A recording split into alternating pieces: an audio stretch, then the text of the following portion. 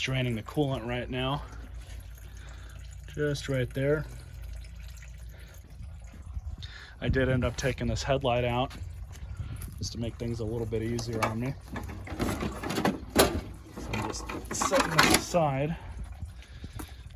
Undid this a little bit so it was loose, and then undid this down here, undid the bumper so I can get both of these lines in here and so you guys can see them. Actually, I don't even think that I have to remove those. So many of these radiators I've seen that have a built-in transmission cooler. So I'm going to take this top hose off, and then we have to unplug this fan, remove the 2 bolts that secure it to the radiator, pull this up and out, and then we have to drop the radiator cradle at the bottom. All right, so underneath the car, you have the aforementioned 2 bolts. These are 10 millimeter. You got the ones right here, and you're gonna have one that's just right there. So we're gonna remove those. Then we're gonna disconnect. We're gonna have to pull this little retainer off very carefully. There's 2 of them. All right, so I got those 2 pieces out, got this unplugged. This should be able to just flop right out.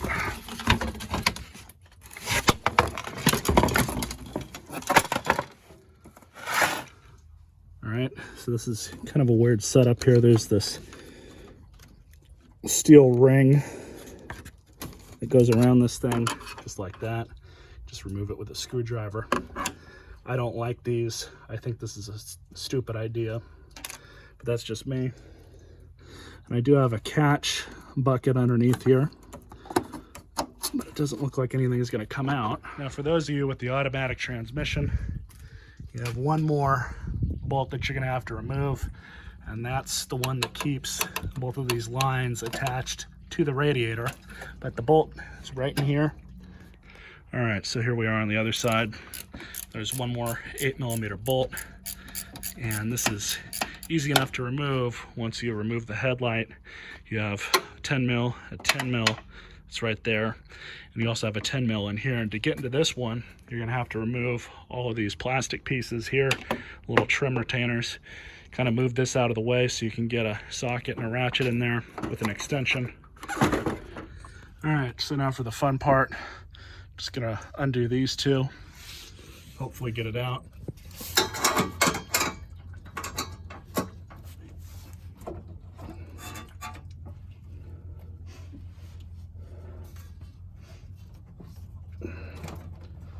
There's that. There's the rad. Make sure we're not hanging up on the other side.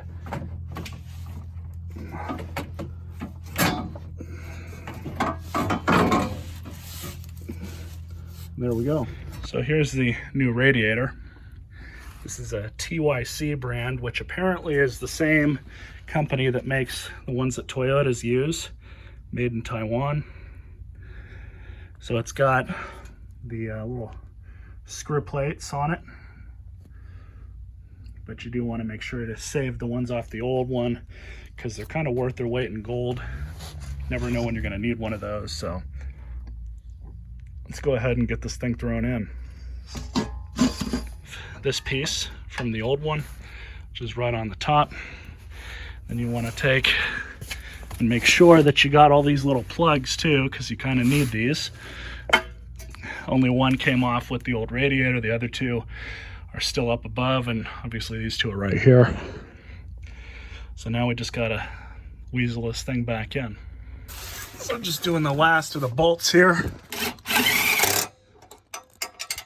this one right up here. So I'm just gonna tighten that up here in a minute. We're gonna throw the fan and shroud back on.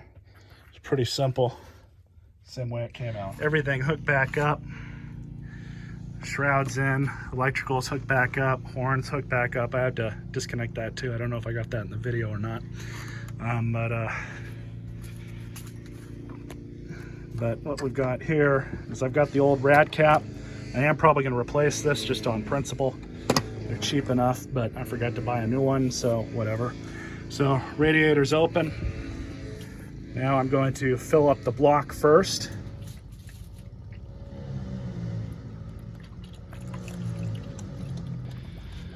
All right, so I've got that line hooked back up, popped that little clip back in, used about, oh, I don't know, half the jug.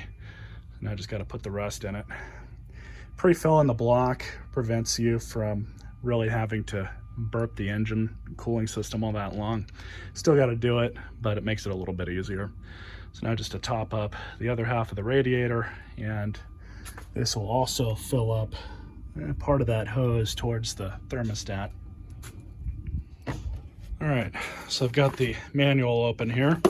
I love having these. They're cheap as hell off of eBay for your particular car, much better than a Chilton or a Haynes.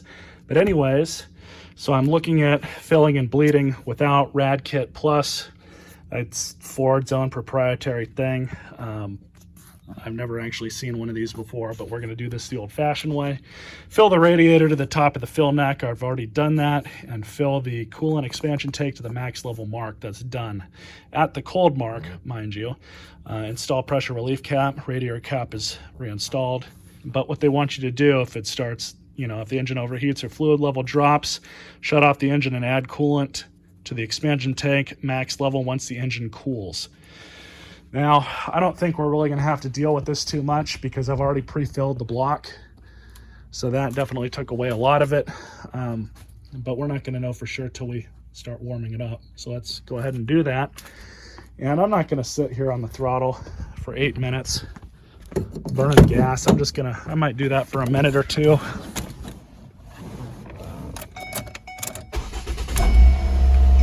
I might do that for a minute or two, but it's not going to be something that I'm going to sit here and just do it. I'm just going to let it warm up kind of normally on its own. It's nice and hot outside. It's about 65, 70 degrees. The car is going to heat up pretty quick. So I'll just let it do its thing and check it as needed. Running the AC too. So everything looks good. Hose is nice and hot, so I know the thermostat's opened up. Fluid level is mainly changed just a little bit. Shut the car off. Let it cool off and see if it pumps any of the fluid back into the expansion tank.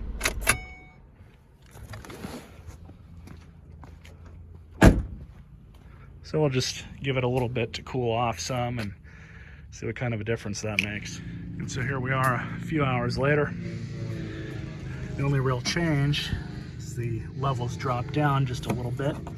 So I'm just gonna top her up to the cold mark.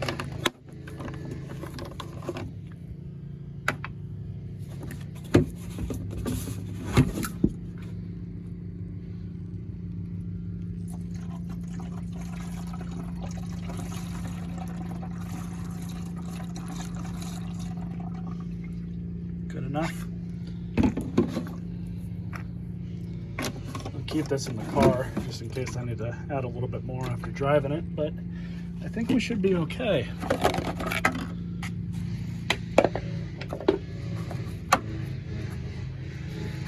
No leaks. Everything looks nice and dry. When I was running it, I saw the fan come on and looked like everything was working properly, so I did want to check and see if there's any clogging here because I did put those crushed up walnut shells in the old radiator. So that looks good. No problem there. Anyways, I hope you guys enjoyed this video. Hopefully it helps some of you. You all stay classy.